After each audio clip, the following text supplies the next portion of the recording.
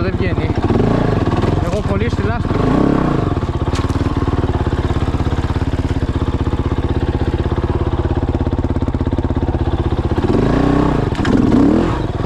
Δεν έχω κολλήσει ακριβώς.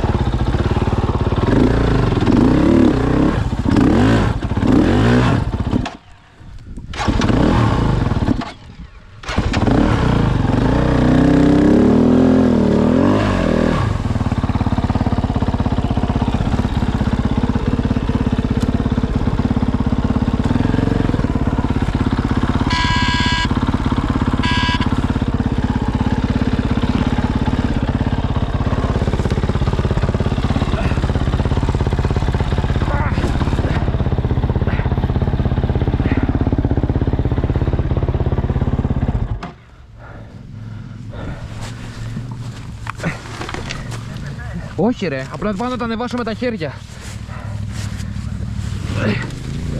Βασικά το ανέβασα. Είχε πολύ βαθιά λάσπη και τη μαλακιά δεν φαινότανε. Όχι ρε.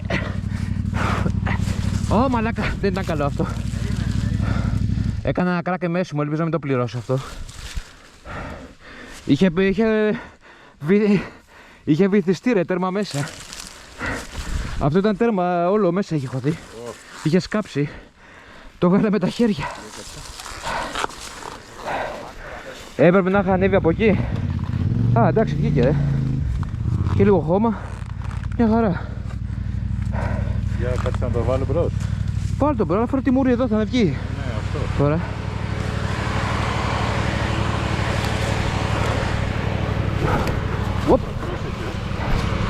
Μαλάκα, τι adventure κάνουμε.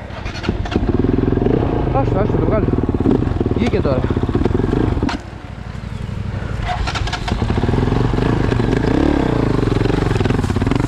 Άστο ρε, βγήκε τώρα, εντάξει. Θέλει να μου κλέψει τη δόξα. Έβγαλε όλο το δύσκολο, το έβγαλε μέσα από το βούρκο και μου κάνει έτσι να περάσει.